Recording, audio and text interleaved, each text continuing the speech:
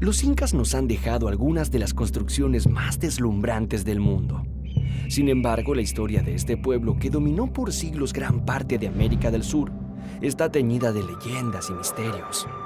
Vamos a conocer la epopeya de este pueblo que dominó una enorme región, empleando una herramienta fundamental: la organización. Empecemos por visitar la región andina. Recorramos sus costas desérticas, los altiplanos secos y fríos a más de 4.500 metros de altura y la imponente cordillera de los Andes. Aquí, en las alturas, es tan alto que escasea el oxígeno y resulta difícil respirar. No parece un buen lugar para vivir. No puedo respirar. Pero no se dejen engañar. En estas tierras se desarrollaron varios pueblos asombrosos, pero hay uno que se destacó entre todos ellos y se transformó en un gran imperio: el Imperio Inca. Los restos preincaicos más antiguos se han descubierto en la ciudad de Caral. Esta ciudad es hoy considerada la más antigua de América y una de las más antiguas del mundo. Existió 3.000 años antes de Cristo, casi al mismo tiempo que florecía Egipto a orillas del Nilo. ¿Recuerdan? Son muchos los pueblos que vivieron en estas regiones antes que los incas, entre ellos los nazcas, los mochicas o los tiahuanaco. La mayoría de ellos fueron grandes artesanos y orfebres. Algunos incluso dominaron el arte textil. Los nazcas son especialmente famosos gracias al descubrimiento de las líneas de Nazca, que se ven desde el espacio. ¡Wow! Las líneas de Nazca forman 30 enormes dibujos, entre los que se destacan el colibrí, la araña y el mono. Pero la pregunta es, ¿qué eran? ¿Las habrán hecho para comunicarse con extraterrestres? Algunos científicos dicen que era un calendario agrícola que los ayudaba a elegir el mejor momento para sembrar y cosechar. Bueno, ¿quién sabrá? El origen.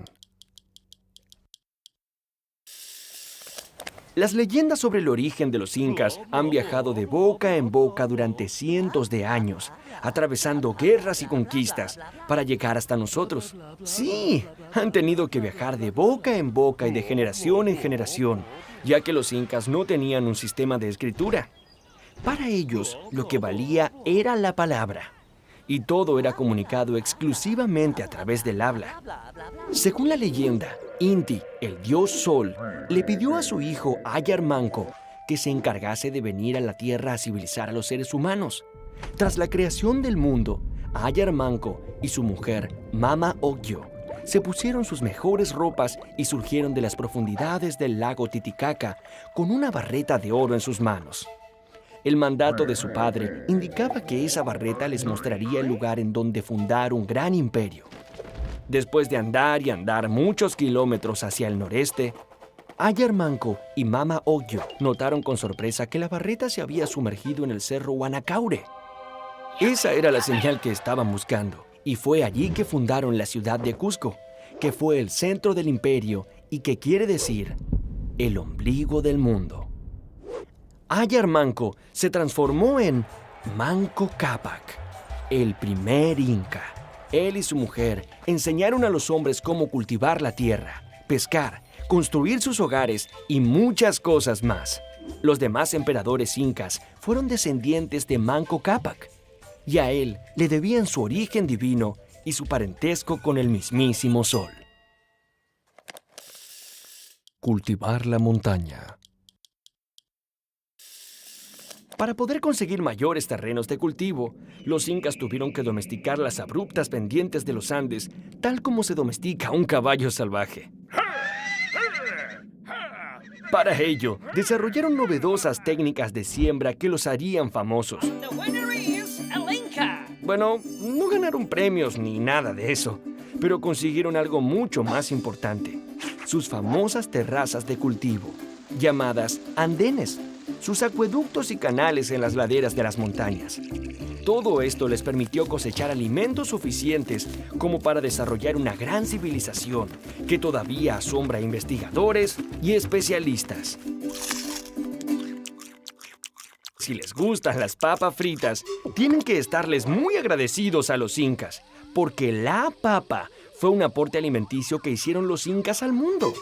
Ellos cultivaron y cosecharon, escuchen esto, más de 200 especies de papas. ¿200 especies? ¿Y qué me dicen de los cereales? Otro de los cultivos importantes fue el maíz. La mazorca o choclo podía conservarse durante largos periodos y consumirse cuando faltaban otros alimentos. Al maíz se le atribuía origen divino y de hecho estaba reservado para la corte del Inca. Este cereal viajó hacia Europa luego del descubrimiento de América. Hoy, el maíz es el cereal más sembrado en el mundo. Los caminos del Inca.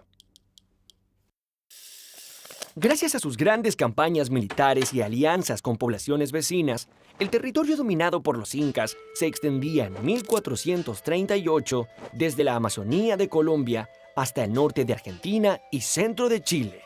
Los incas llamaron a todo este territorio Tahuantinsuyo, que quiere decir el imperio de las 4 direcciones. Todo este imperio se administraba desde su capital, que estaba en el Cusco. Los incas eran muy buenos guerreros, pero también muy buenos negociadores. Por ejemplo, muchas veces, para evitar la guerra, los pueblos acosados les ofrecían sus reservas de alimentos, tejidos e incluso mujeres. Los incas construyeron un poderoso ejército que tenía un gran secreto: la planificación, la disciplina y una elaborada estrategia. Esto les trajo innumerables victorias y en poco tiempo acumularon un gran territorio. Los incas eran muy organizados. Idearon un sistema para expandir su territorio sin perder el control de lo que sucedía en la región. Para ello, construyeron un perfecto sistema de caminos que recorría selvas, quebradas y montañas. El principal era el Camino Real, que unía las ciudades de Cusco y Quito y que tenía 2.400 kilómetros de largo. Eso es bastante. Estos caminos sirvieron para incentivar el comercio, pero sobre todo como un gran sistema de correo. Los caminos eran usados por los chasquis, que eran señores entrenados para correr. Ellos usaban los sistemas de postas para llevar mensajes memorizados de un pueblo a otro. Un mensaje podía recorrer hasta 200 kilómetros en un día. Por eso, quienes querían ser chasquis debían ser muy veloces y jóvenes. Y no tenían problemas de sobrepeso, claro. Los quipus. Tanto poder y extensión territorial obligó a los incas a buscar una forma de controlar sus riquezas. Entonces, idearon un sistema matemático para administrar sus provincias: los quipus. Este fue el principal instrumento de contabilidad del imperio inca. Imaginen una serie de nudos agrupados. De un cordel más grueso penden varios más delgados y de diferentes medidas, grosores y colores. Cada una de esas cuerdas decía algo y guardaba información vital sobre cuentas y registros de los que dependía la correcta administración del imperio. Había personas especializadas en manejar estas cuerdas. Una de ellas era el quipu Camayoc, quien tenía a su cargo el control de las cuerdas de toda la región o suyo. Los quipus probablemente fueron una gran herramienta para los incas, tal como lo son las computadoras para nosotros. Sin embargo, nadie sabe a ciencia cierta cómo es que funcionaban.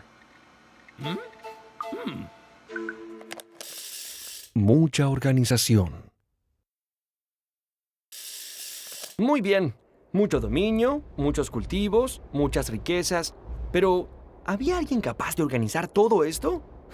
Sí que había. De hecho, los incas tuvieron una gran organización administrativa y política. Y como cabeza de esa gran organización se encontraba el Inca. Todo lo que él decía era considerado como una ley suprema. Claro que también había reglas para él. Por ejemplo, bajo ningún punto de vista podía ser soltero. Debía tener, por lo menos, una esposa. Es más, podía tener más de una, a veces cientos de mujeres. Pero siempre había una esposa principal, la cual también era considerada sagrada y a la que se veneraba como hija de la luna. El mayor logro de los incas fue conseguir que todos los habitantes del imperio tuvieran comida y trabajo. Así es, en el imperio incaico no existía la pobreza. Por supuesto, el emperador y la nobleza tenían muchos lujos, pero nadie pasaba hambre y todos tenían con qué vestirse, lo cual parece asombroso en el mundo moderno. Los incas tenían 3 leyes fundamentales que todos debían respetar: no robar, no mentir y no ser holgazán.